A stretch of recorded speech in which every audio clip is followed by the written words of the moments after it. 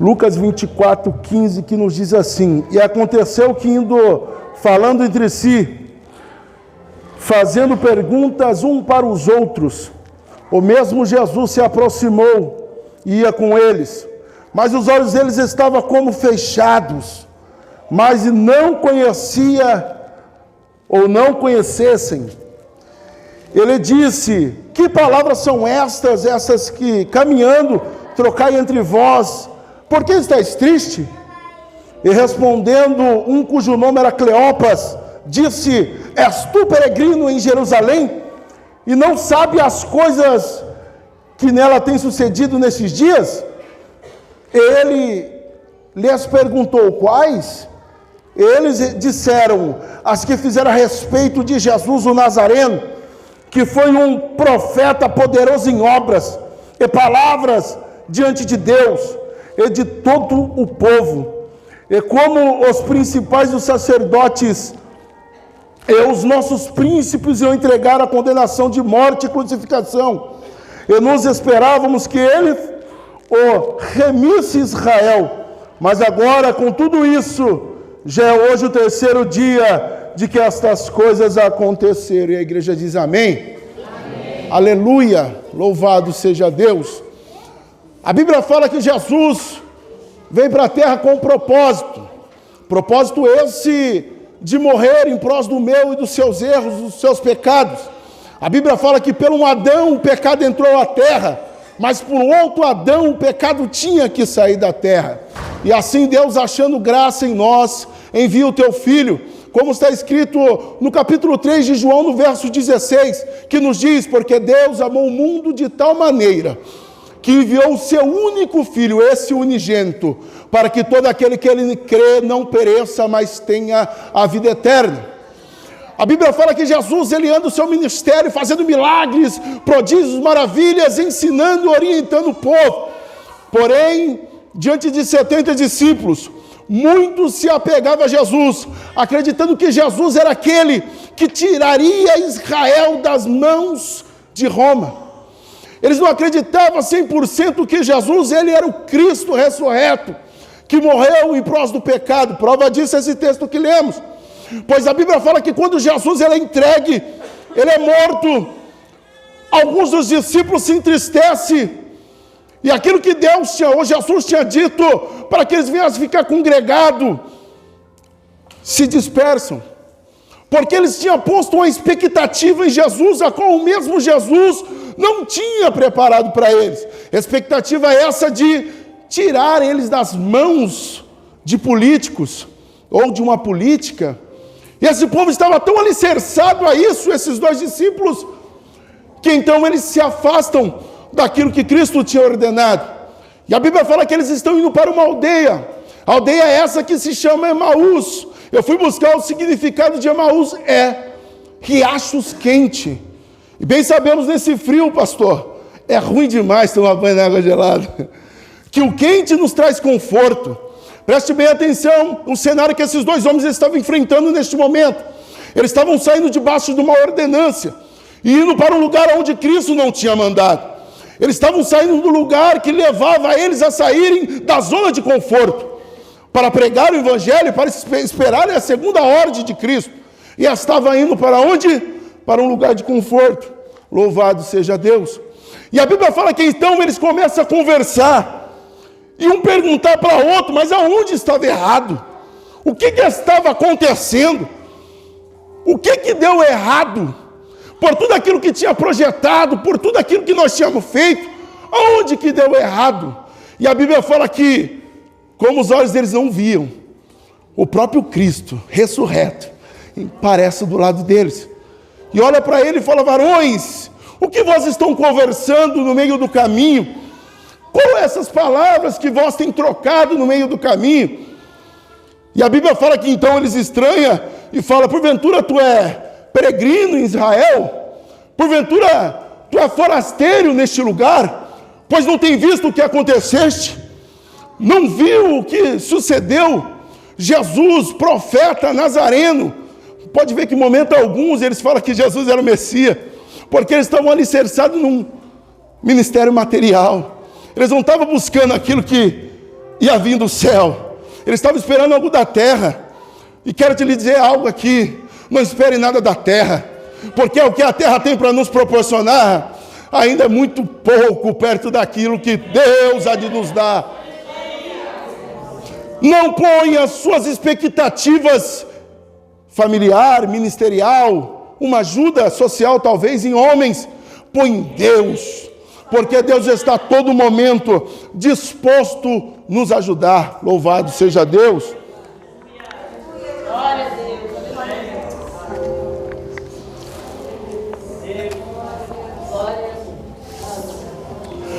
Então, eles começam a falar.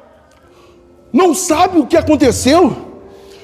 Que Jesus foi entregue aos magistrados e foi morto, morte de cruz. Quando fala morte de cruz, fala de uma morte vergonhosa, de algo que estava além de uma condenação, era o topo das condenações, era uma condenação vergonhosa. Por isso que nós evangélicos, eu acredito que temos a mesma visão assembleana, por isso que não andamos de cruz, por isso que não andamos com um terço de cruz, por isso que não temos uma cruz no pescoço, porque acreditamos que a cruz não é orgulho para ninguém, a cruz é vergonha. Por isso que o meu Jesus não está na cruz, por isso que o meu Jesus foi morto e hoje ressuscitou e está no nosso meio aqui.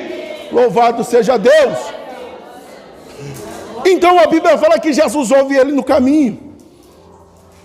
E abre parênteses, o nosso Deus, Ele gosta de caminho, Ele se revela no caminho, e no caminho Ele vem aperfeiçoando todas as coisas. Por isso, se Deus destinou um caminho para você, não volte para trás, não fuja, valorize o trajeto, porque nesse trajeto Jesus há de se manifestar em seu favor. Aleluia! Vivemos em um tempo que pessoas como esses discípulos estão fazendo. Jesus chamou para um ministério de oração, Jesus chamou para um lindo ministério, e essa pessoa está querendo sair. Por quê? Por vários motivos. Talvez porque está difícil, talvez porque a condição que você está vivenciando não é a condição que você gostaria que vivenciasse, e você está tentando fugir. Jesus me trouxe aqui para te dizer: eu vou de encontro com você no caminho. Não fuja do caminho, não se distancie do caminho, não se afaste do caminho, valorize o caminho, porque é na caminhada que o Cristo se manifesta. Louvado seja Deus. E a Bíblia fala que então Jesus começa a falar com eles. E a Bíblia fala que Jesus começa a falar do patriarca até o exato momento, dizendo que era necessário que o Filho do Homem padecesse, mas que este voltaria. Aleluia. E a Bíblia fala que então, já no final da caminhada, está terminando o caminho, Jesus, como quem não sabia, faz de conta que está indo para outro caminho. Mas qual que é o propósito? Propósito esse para chamar a atenção daqueles homens. Talvez esse momento que você está passando difícil, é o propósito, é o momento, é a oportunidade que o nosso Cristo achou para chamar a tua atenção e te chamar de volta para perto dele. A Bíblia fala que quando ele está se afastando, os dois discípulos olham e falam: Senhor, mas para onde o Senhor vai? Este lugar onde o Senhor está indo é perigoso, tem salteadores, vem para a nossa casa e posa na nossa casa. Então a Bíblia fala que Jesus nem indaga, Jesus vai. E a Bíblia fala que quando Jesus se assenta, começa a falar, pega o pão, parte o pão, os olhos desse homem se abrem, e um olha para o outro e fala: não percebeste que dentro do caminho, quando ele trocava aquelas ideias com nós, ou aquelas conversas conosco, o nosso coração ardia, ou o teu coração ardia? E ali eles entenderam o propósito de tudo aquilo que tinha acontecido. Ele entendeu que era o próprio Jesus que tinha se manifestado em prós deles. E eles voltaram para onde? Para Jerusalém. Não é diferente que tenha acontecido isso com a gente, pois tem muitas pessoas que têm deixado o caminho, tem muitas pessoas que têm deixado o propósito por conta de coisas terrenas, por causa de coisas materiais, de coisas pequenas. Pois Jesus me trouxe aqui para te dizer: volta para o caminho, volta para a oração, volta para a lágrima, pois a igreja verdadeira tem que ter lágrima. Tem que ter adoração. Tem que ter adoração. Aleluia. Volta para o jejum, para as madrugadas. Volta para o clamor a Deus, para o momento quando você dava o seu melhor ali para Deus. Quando você entregava suas primícias a Deus. Volta, volta, volta, porque é lá que vai vir a segunda ordem de Deus. Eu me lembro outra hora, eu jovem, novo convertido, pastor. E muito difícil, porque vivia no crime, com facilidades, com muita coisa errada, e tinha facilidades realmente. Parecia que a vida, em alguns momentos, era melhor. E eu aceito a Jesus por bondade de Deus, e um certo dia, fiz um propósito com Deus, eu e minha esposa tinham terminado, falei, Jesus, não vou mais para a igreja. Estou cansado, é difícil demais, não gosto de ficar sem comer, eu sou gordinho. É difícil demais, Jesus. Esse negócio de ficar jejuando, orando, expulsando demônio. É um monte de gente pedindo oração. É um sofrimento, Jesus. Eu vou sair da igreja. E eu lembro que numa madrugada eu levantei e saí para a rua. E falei, Jesus, eu vou sair, mas eu vou sair. Isso aqui já é Deus falando com alguém aqui. Jesus, eu vou sair, mas eu não vou fazer o que eu fazia. Eu não vou roubar mais. Não vou mais usar droga. Eu vou sair e vou ficar tranquilo. Na minha casa. E eu lembro que quando eu saí para a rua, estava passando na rua, num ponto de tráfico, o menino gritou, ô Fafá, que saudade, já dei um rolê com todo mundo aqui, só não dei um rolê com você. Na hora eu já falei, o sangue de Jesus tem poder, está repreendido, você vai andar com outro capeta, comigo não, já vão embora daqui. E eu fui em outro lugar, chegou lá, encontrei um amigo, e vai em outro lugar, e o pessoal estava na igreja, tá, mas não estou muito bem, sabe, você vem disfarçando, dando um jeitinho. Só sei que chegou um certo momento na madrugada que eu falei, cara, eu vou beber só um pouquinho. A Bíblia fala que um abismo te leva a outro abismo. É você sair fora do caminho que o diabo fala, está mais perto de mim do que dele. Ele começa a propor. E a Bíblia fala que a fé vem de ouvir e ouvir a palavra. Se você não está alicerçado, você não ouve. A sua fé vai enfraquecendo. E aí o que acontece? Daqui a pouco, quando eu vi, eu estava usando droga. No final da madrugada eu falei, eu vou lá no DIC 1, vou ali buscar um negócio, eu volto para casa e não quero mais. E eu vim pensando, meu Deus, o que eu estou fazendo na minha vida? Eu falei que eu não ia mais fazer isso. Eu falei que, meu Deus, eu comecei a falar com o menino que estava comigo, de Jesus para ele. E ele olhou para mim e falou, Fá, tá chato esse negócio da gente ficar falando de Deus, né? Olha o que nós estamos fazendo. E eu parei, eu olhei para a cara dele, abaixei a cabeça e veio uma palavra do meu coração. Era como se Jesus estivesse do meu lado e eu não estava vendo ele. E essa palavra era, o que sai da boca é que o coração está cheio. Eu falei, ô Jesus, o que eu estou fazendo? E eu lembro que eu cheguei na ponta do tráfico, tinha um oleiro, e eu perguntei para o menino, falei, quem está vendendo? E o menino disse, está ali na frente. Quando eu cheguei e pedi, a mulher que foi me trazer para a minha droga, olhou para mim, pôs as duas mãos para trás, deu uma rosnada e disse, você não, aqui não. E aí o menino que estava comigo correu atrás de mim, segurando na minha blusa, e falou, fala para ela que não é policial não. E ela começou a rosnar, andar para trás, e eu falei para ele, eu já sei o que é isso, pode ficar tranquilo. E eu fui para minha casa, irmãos, acreditando que não adianta eu querer fugir do caminho, porque aquele que começou a boa obra, ele é fiel para concluir. Por isso que é um conselho de Deus, não deixe o diabo te enganar, não deixe o diabo roubar as suas forças. Pare de murmurar, pare de reclamar e aceite a verdade, a vontade de Cristo, porque acima de tudo ela é perfeita, boa e agradável. Eu não sei o que pode acontecer comigo daqui a pouco, mas Ele sabe. Por isso eu entreguei a minha vida a Dele, porque bem sei que o meu Deus tudo pode, e nenhum dos seus pensamentos pode ser impedido. Aqueles discípulos estavam enfrentando algo que nós enfrentamos no nosso dia a dia. Situação essa, desanimado, porque talvez pôs a expectativa no emprego, em um salário, num presidente, num amigo, num irmão, e tudo tinha acontecido fora da normalidade. Mas eu quero te lhe dizer algo aqui, com toda a minha fé. Creia que independente da situação que você está passando, Jesus, Ele está contigo. Capítulo 5 de Marcos, a Bíblia fala que Jesus entra com os discípulos dentro de um barco. Jesus está na polpa dormindo, e de repente vem uma forte ventania, de repente vem uma situação muito difícil, que os discípulos, aquele que outrora manejava muito bem aquela situação, porque eram pescadores, era homem de líder, era homem de mar, agora estão desesperados, dizendo: mestre, não se preocupa que nós estamos perecendo, Senhor, olha a situação que estamos vivenciando, parece que vamos morrer, o barco vai a pique. Jesus olha para eles e diz: homens de pequena fé, até quando estarei eu convosco? Aleluia! Jesus está dando um grande ensinamento, dizendo para ele: eu não vou estar aqui de forma visual para sempre. Tenha fé, creia, pois bem-aventurado é aquele que crê sem ver. Aleluia!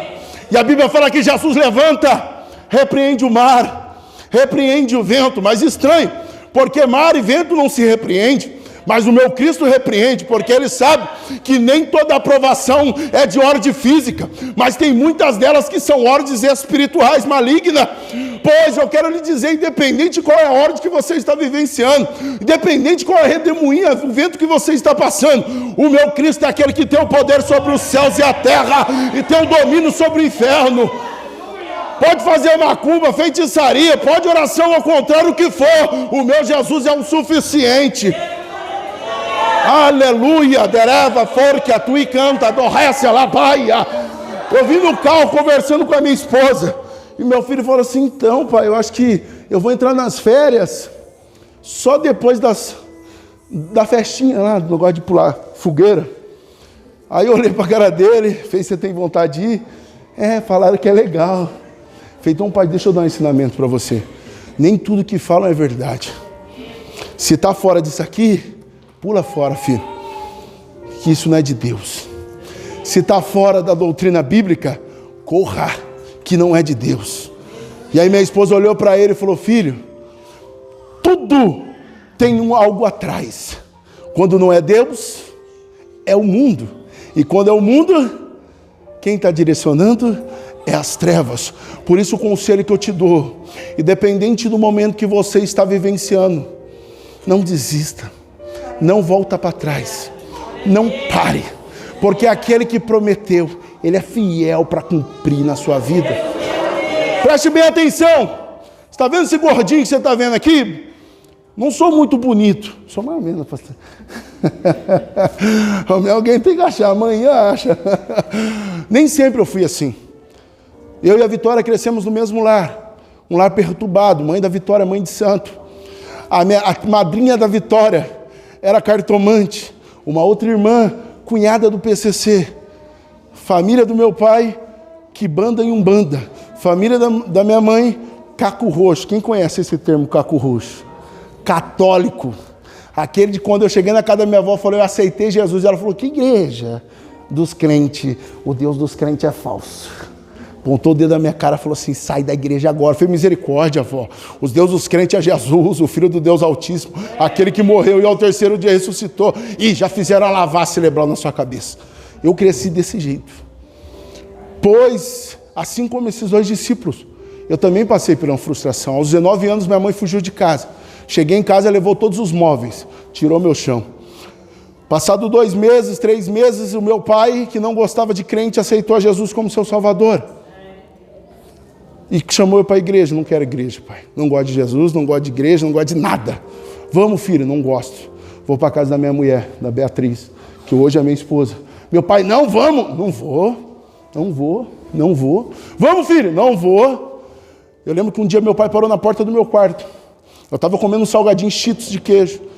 Louco de entorpecente. Jogando videogame. Meu pai olhou para mim e falou: olha, filho, e vai esse conselho para você, agarra no seu coração.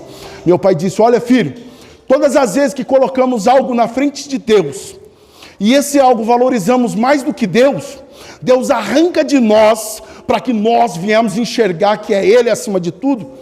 Eu amava sua mãe 33 anos de casado. Quando eu cheguei do serviço, sua mãe já não estava em casa. Sabe por quê? Porque eu sempre amei ela e nunca amei Deus. Aí eu levantei, olhei para o meu pai. Você está querendo dizer o que com isso, meu pai? Você está querendo dizer que Deus vai tirar minha mulher, que no caso é Beatriz? Eu falei, Jesus não está louco. Se ele fizer isso, aí eu vou descambar para o mundo mesmo, porque ela toda correta, eu todo torto. Eu ia para um caminho, ela falava, não, se você for, eu vou largar de você. Eu falei, mulherzinha, tá bom, então não vou fazer isso não. E de repente, irmãos, ela chegou em mim e falou assim, Fá, eu estou no 2º ano de faculdade, você não terminou nem o 2º colegial. Eu tento ir para um shopping, eu tento sair, eu tento fazer o que eu quero fazer, você não deixa. As minhas amigas de faculdade vai para o shopping, passeia, faz tudo. E eu não posso porque você não deixa. Eu quero viver minha vida. Eu olhei com toda a soberba. Falei, quer largar de mim? Pode largar. Eu sei que você vai voltar. Irmãos, foi uma prova, só um ano depois ela voltou. Só que nisso Deus se revelou no caminho para mim. Porque eu não tinha mais minha mãe, eu não tinha mais minhas irmãs, eu não tinha mais a minha namorada, eu não tinha mais ninguém. Logo depois meu pai foi embora, eu fiquei sozinho. Não sabia cozinhar, não sabia lavar, não sabia passar. Olha que prova. Eu lembro que eu fiz uma compra uma vez, fiquei todo feliz que eu fiz uma compra da casa, R$116 por mês. Só hambúrguer e salsicha eu comia, profeta. Misericórdia. E eu lembro que eu pensei, falei, cara, não aguento mais essa vida.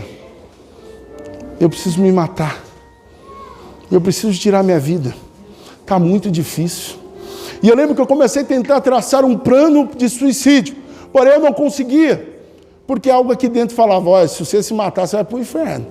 E eu falava, não posso matar não, então tem que dar um jeitinho para ajudar a morte. Aí eu falei, já sei, eu vou começar a fumar crack. Já tinha tido overdose com cocaína 3 vezes. E não morri para a honra e glória de Jesus. Eu falei, eu vou fumar crack. Que aí eu faço tudo que tem que ser feito, acabou. E eu lembro que eu naquela luta, eu falei que um dia comigo, eu e um jovem, não sei se os irmãos conhecem, a favela do Paraíso, Filadélfia, eu dentro de um buraco de esgoto, que saía da rodovia dos Bandeirantes, ali na favela, abaixado, numa segunda-feira, e eu olhei para o céu e falei, meu Deus, não aguento mais essa vida, cara. Estou tentando me matar, isso aqui não tem poder, o negócio não tem reação nenhuma. E eu olhei para o menino e falei, meu Deus, olha a vida que nós estamos levando, cara, o pé tudo sujo, de corgo. E ele olhou para mim e eu falei, meu Deus, eu preciso se matar, cara, eu preciso de ajuda, eu preciso me matar, pai. E ele olhou para mim e falou, aquele que habita o esconderijo do Altíssimo, à sombra do Onipotente descansarás. Direis do Senhor, Ele é o teu Deus, é o teu refúgio, é a tua fortaleza, o braço dele é broquel e escudo, não temerás espanto noturno, nem flecha que voa de dia, nem peste que caminha sobre as trevas. E ele começou a ministrar, 1000 cairão ao teu lado e 10.000 à tua direita, mas tu não serás atingido. Eu me assustei, pastor, porque eu estava fumando com ele, estava fumando junto. Eu olhei para ele e falei, meu Deus, não vou querer mais isso aqui não. Vim embora para casa, cheguei em casa, a mãe da Vitória tinha acabado de largar o terreiro de macumba, tinha vindo de Hortolândia para cá, e cheguei nela e falei, Fabiana, como que eu faço quando a gente quer algo para a vida, mas esse algo não nos quer? Eu estava querendo dizer da morte, porque eu estava à procura dela, e ela falou, irmão, eu não sou a melhor pessoa para te dizer isso, porém, liga para uma mulher de Deus, pois ela tem algo de Deus para falar para você. E eu catei o telefone, liguei para uma mulher, falei, olha moça, a senhora não me conhece, também não quero te conhecer porque eu não gosto de crente, só que é o seguinte, estou precisando de oração, a senhora pode orar por mim? Ela falou, pode, jovem. Mas como que você conseguiu o meu telefone? Eu falei, a senhora vai poder orar por mim ou não vai? Ela falou, calma, jovem, Jesus já falou de você para mim. Eu falei, pronto, Jesus está me caguetando agora para os outros, o que está acontecendo? Ela falou, pelo amor de Deus, jovem, calma, pelo amor de Deus. E ela disse da seguinte forma, o meu Jesus está indo de encontro com a sua vida agora. E a partir de agora, química não há mais no seu sangue. Quando ela falou química, eu amoleci. Eu falei, meu Deus, como que essa mulher sabe? Ela falou, química nenhum tem mais no seu sangue. E a partir de agora você é uma nova criatura, porque Deus está mudando a tua história. Eu sei que eu caí no chão, irmãos. Chorei. Ela passou, se eu não me engano, Isaías 41 para me ler, que eu não li. E a partir daquele dia, nunca mais a minha vida foi a mesma. Porque quando eu ia usar, eu falava, Tem algo aqui dentro que fala, não quero. Comecei a ir para a igreja.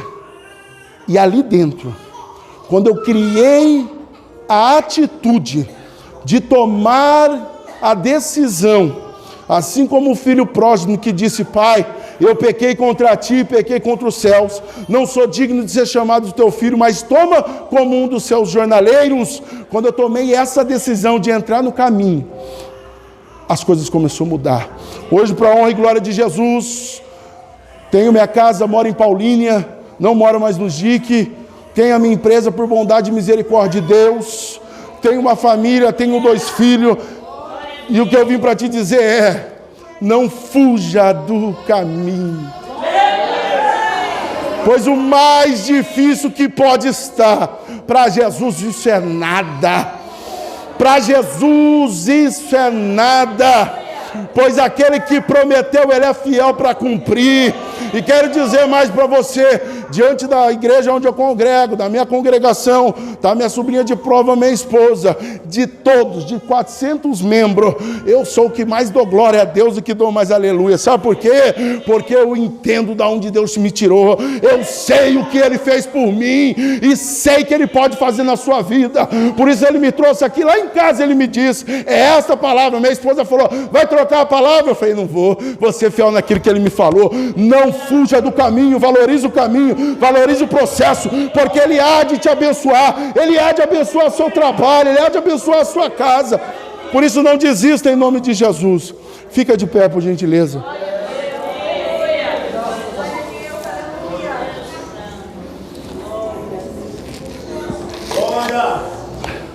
Glória a Deus, aleluia.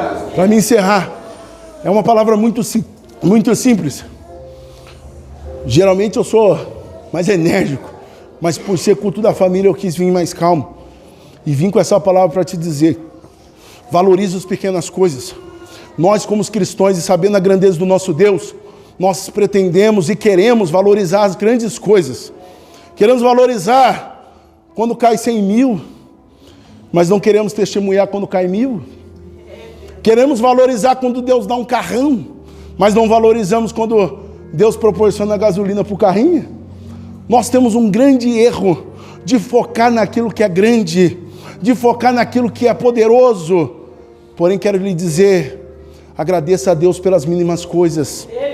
Agradeça a Deus por essa congregação, pela vida do seu pastor. Se você tem seu pai, sua mãe, agradeça a Deus, porque parece algo muito normal, muito simples, muito pequeno, mas é poderoso.